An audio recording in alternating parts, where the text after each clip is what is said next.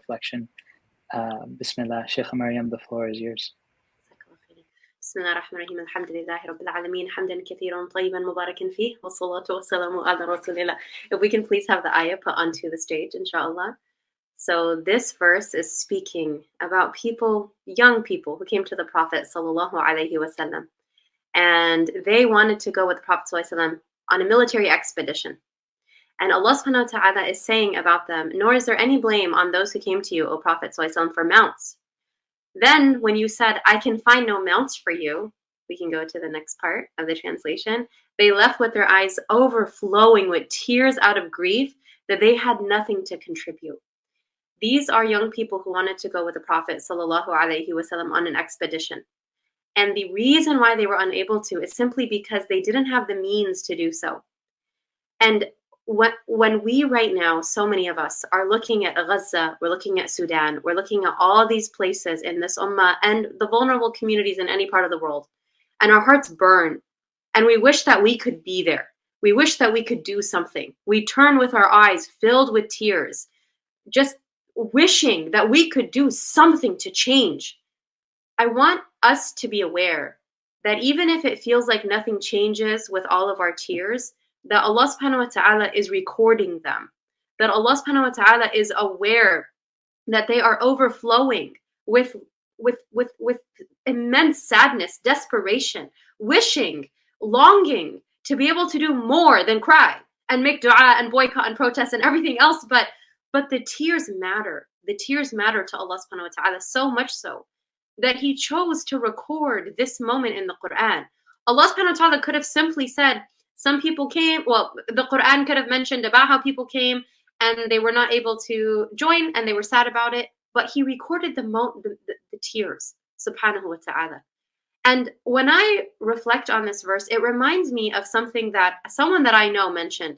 She told me that one time, she told me this because we were talking privately about the very personal witnessing of Allah subhanahu wa ta'ala's recompense, His generosity in moments where you need His generosity and you don't know where to expect it from.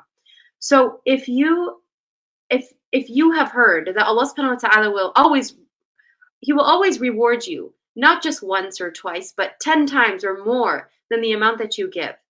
And that is also with your desire to do so, even if you're unable to do so. You have the intention and you wish you could do it, so much so that if you could have taken every single means, and you did even try to take every single means, but you were unable to, Allah subhanahu wa ta'ala will reward you as if you did so. And so she shared with me this moment where she was in a fundraiser for a community that had just been severely affected by a natural disaster. And she was hearing this call to fund. They were trying to raise $1 million. And she said she was suddenly overwhelmed and overcome with this immense sadness that she didn't have $1 million to be able to give. So she turned to the wall and her eyes filled with tears and she began to weep. And she said, oh Allah, if I had $1 million, oh Allah, I would have given $1 million. And she just started making this dua, oh Allah, accept it as if I gave it because I wish that I could have given it. Okay. She told me 10 years later, Allah subhanahu wa ta'ala facilitated for her to come across a large amount of wealth that she had never in her life imagined that she would have been able to come across. And subhanAllah, she was able to give over many, many, many years, not $1 million, but tens of thousands of dollars, a wealth she would have never imagined. And she told me that she attributes that generosity back to that moment of sincerity in her intention. That at the time she was a young student who barely, had a job, a part-time job as she was going to school. She didn't have that much money. She wanted to give everything she had. And yeah, Allah subhanahu wa ta'ala, He recorded these tears of hers. And perhaps because of that moment, gave her more that she was able to give at a different time in her life.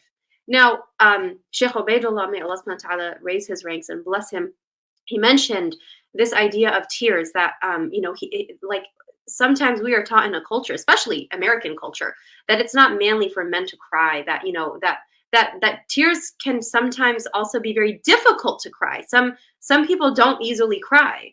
And so I want us to also be very clear that while the verse is recording their tears, it's not a requirement for anyone to cry. And this is something I talk about all the time, because I never want one of us to walk out of Ramadan feeling like we didn't cry enough this Ramadan, and therefore we are not righteous enough, or Allah subhanahu wa ta'ala is not that pleased with us, or we are not that committed to him because we didn't cry enough.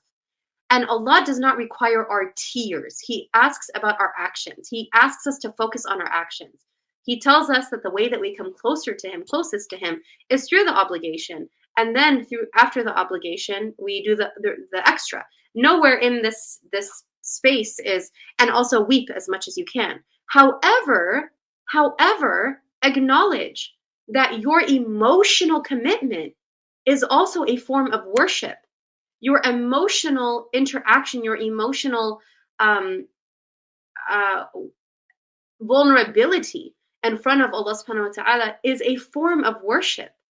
And sometimes that emotional connection can also be a means of it being recorded as if you are counted amongst the people.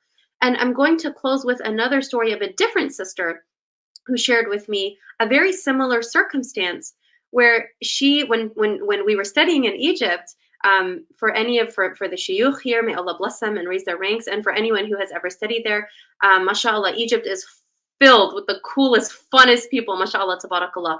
But there is very real injustice and poverty that the people are experiencing. It's such oppression and injustice towards them. And because of this, there are a lot of, women and children who are, women with their children on the streets asking for money. And so someone I knew when we were studying in Egypt, every time she would pass a certain street on the way to go to school, all the women who were gathered there with their children would come. They would walk to her, follow her, ask for money from her. And all the way until she would walk, even all the way up to our apartment. We had people that would follow us. And subhanAllah, she did not have the money to give. And it would burn her heart that she couldn't, because she could not afford to constantly give. And if she would give, then it would bring an even bigger crowd to give. And she could not give to everyone. And so instead, what she started to do is ask. She started to ask the names of these mothers, the names of these children. How old are you? Just getting to know them. And she told me that after some time, they would never ask, and they started asking her, how can we make dua for you? What dua do you want us to make for you? And so they would start making dua for anything that she was asking for. They would make dua for it. And she told me that every single dua that these women made became accepted. Every single dua. And there's a statement of Ibn al-Qayyim that you may be asleep, but the doors of heaven are being knocked upon by tens of supplications of a person who was poor, who you helped with wealth, a person who was sad that you made happy, a person who was going through hardship that you gave them ease. You may feel like you're not doing enough in Ramadan or in general, but is there a child whose diaper you're changing and you're providing relief for them? Is there a sibling who you are on the phone with when they are going through emotional difficulty? Are you donating whatever you can to help people in very difficult circumstances? What are you doing that you think is not a big deal? And yet Allah subhanahu wa ta'ala records it as a big deal. And Allah subhanahu wa ta'ala only knows the people that are praying for you in the night. When you are asleep, you're doing nothing but sleeping, which can be an act of worship with the intention. And there are people praying for you, for your dua to be answered, and for you to be admitted into the highest paradise. And may Allah subhanahu wa ta'ala make all of us of them. Subhanakallahumma wa bihamdika, nashhadu an la ilaha illa anta, nastaghfiruka wa natubu ilayk.